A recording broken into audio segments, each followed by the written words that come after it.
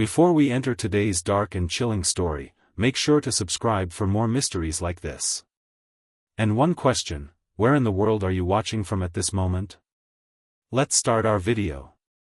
They say the last man he killed didn't fall right away. He stood there, wobbling, his eyes held open not by life but by disbelief, as though the soul inside him refused to accept that the body had already surrendered.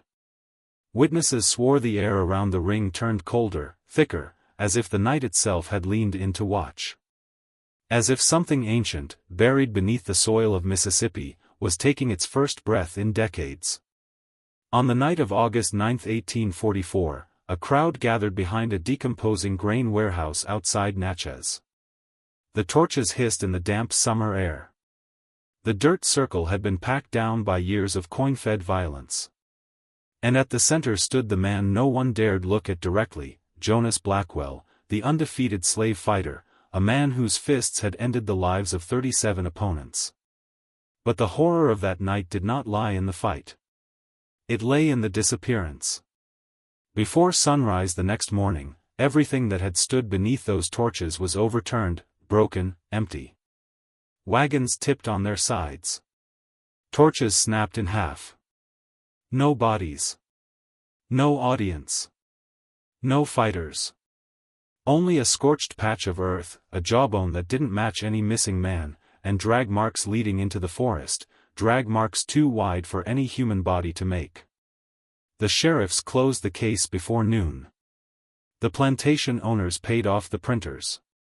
And every church sermon that week followed the same theme: some truths are not meant for man to know.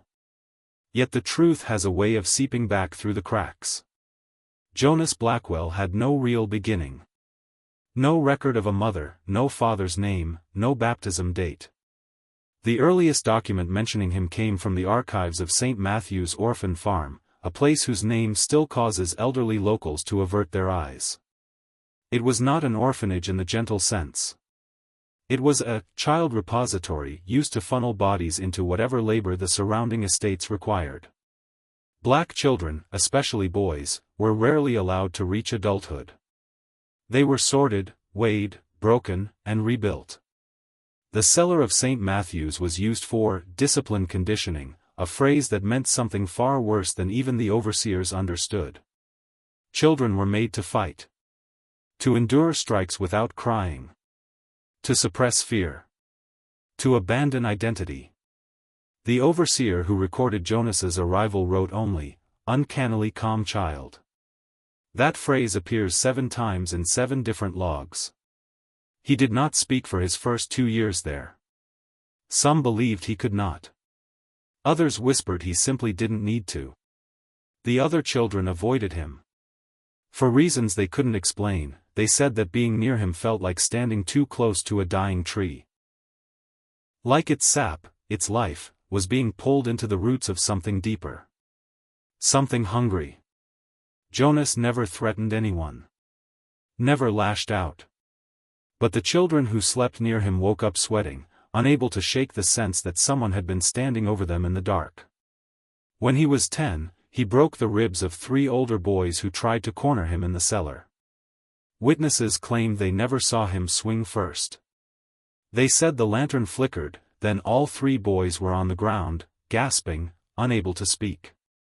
A year later, plantation buyers arrived. Children were lined up. Inspected like farm tools. Most boys tried to hold in their trembling. Jonas did not. He stood perfectly still. Perfectly silent.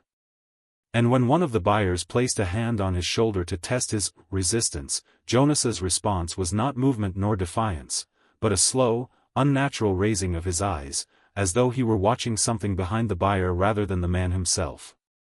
The buyer stepped back. His hand shook for hours afterward. At age 12, Jonas was sold for the price of a trained adult field hand. Not because he was large, he wasn't. Not because he was strong, though he was. But because the man buying him had heard rumors of St. Matthew's quiet boy, a boy who did not flinch, did not tire, and did not scream. A boy the overseers believed might not feel pain the way others did. His new owner was a man named Dr. Elias Granger, a plantation physician known more for his experiments than for his healing. He held a fascination for physiology, superstition, and the limits of human endurance. This made him valuable to local gentry who needed someone willing to examine bodies others couldn't stomach. It was Granger who introduced Jonas to the ring. Granger believed that certain men, especially those forged in suffering, could become something greater if their bodies were pushed far enough. He believed strength was not merely muscle but something spiritual, something transferable. And he believed Jonas was the perfect vessel. Jonas entered his first ring fight at 13. The man he faced was 27, a seasoned brawler used for entertainment during harvest festivals. Jonas ended the fight in less than a minute. Witnesses said he moved strangely, without hesitation or fear, almost as if responding to instructions no one else could hear. The final blow crushed the man's throat. Granger did not flinch. He smiled. Word spread. Illegal fight organizers sought Jonas for betting events. Plantation owners paid to watch. Ministers attended in secret. And each time Jonas fought, the ring seemed colder. As if the violence being done wasn't simply physical. As if something else was feeding. Over the next 5 years, Jonas killed 12 men. Every blow followed the same pattern: slow approach, rapid strike, sudden collapse. There was never a second swing. Never a struggle. He never panted. Never bled. Never celebrated. But something was changing. Witnesses noticed that after each death, Jonas grew quieter, if such a thing was possible. His gaze became distant, unfocused, as though he were drifting further inward, listening to something beyond ordinary hearing. He began waking at night, standing in the fields, facing the same direction, the pine forest bordering the property. Granger asked him once why he stood there. Jonas only answered, "It's calling." By 19, Jonas had killed 27 fighters. His name was whispered in fear. Not out of hatred. Not out of racism. But out of a kind of primal recognition, like seeing a shadow move beneath still water. That was when the church took interest. Reverend Samuel Wycliffe of the Pine River Chapel, a man known for harsh sermons and harsher secrets, confronted Granger privately. Something about Jonas, he claimed, reeked of unnatural lineage. He believed the boy had been marked, not by God, but by something older. The church demanded Jonas be inspected. What followed was a 20-page, spiritual assessment, the kind of document only written when a community fears something enough to disguise its terror as religious authority. Page after page described Jonas's unnerving stillness, shadowed eyes, and absence of mortal tremor. The final note read, "He is not possessed. Possession requires vacancy. Something else lives there." The church did not intervene further. Fear defeated righteousness. By his early 20s, Jonas had become the region's most profitable attraction. Fight night crowds swelled.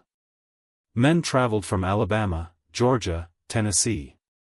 They came to see violence, but they stayed because they sensed something else, something ritualistic, something that felt less like sport and more like sacrifice.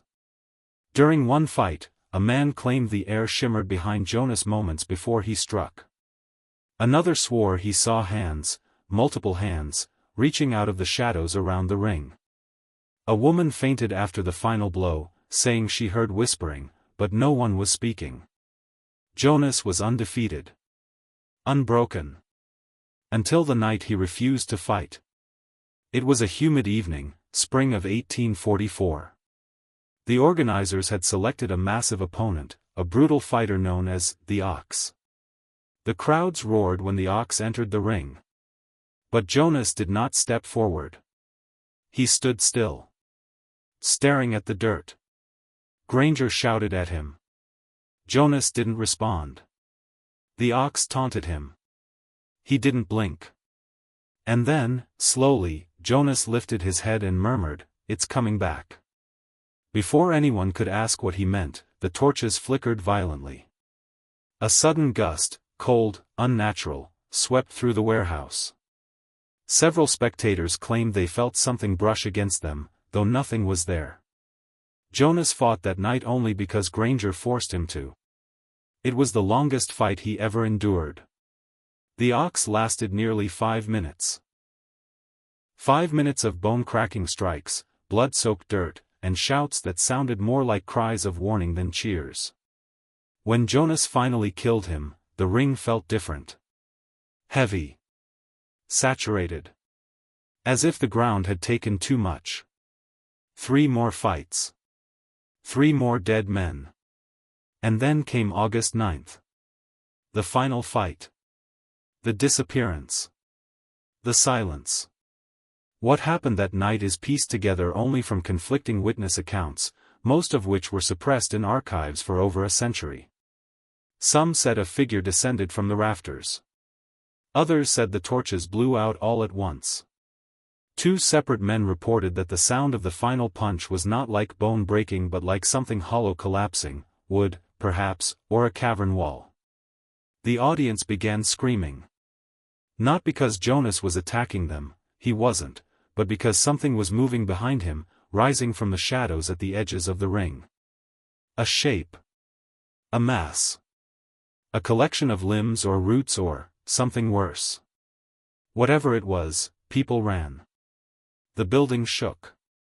And Jonas walked toward it. Not away. Toward. The world went dark.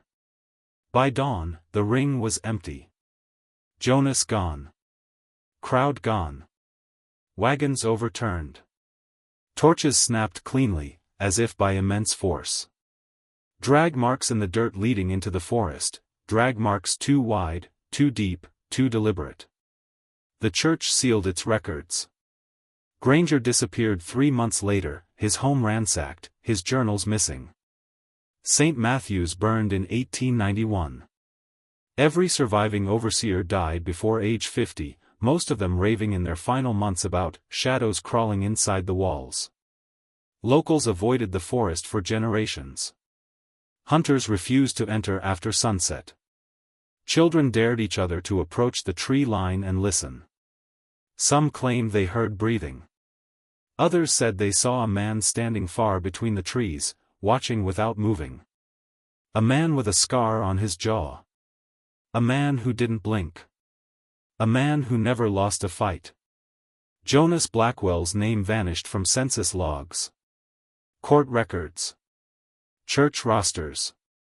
But even today, old families in Natchez warn their children of the night when a man became something more than a fighter, and less than a man. They say the forest still remembers him. They say the soil he walked on never recovered. They say 37 men died for him. But countless others died because of him.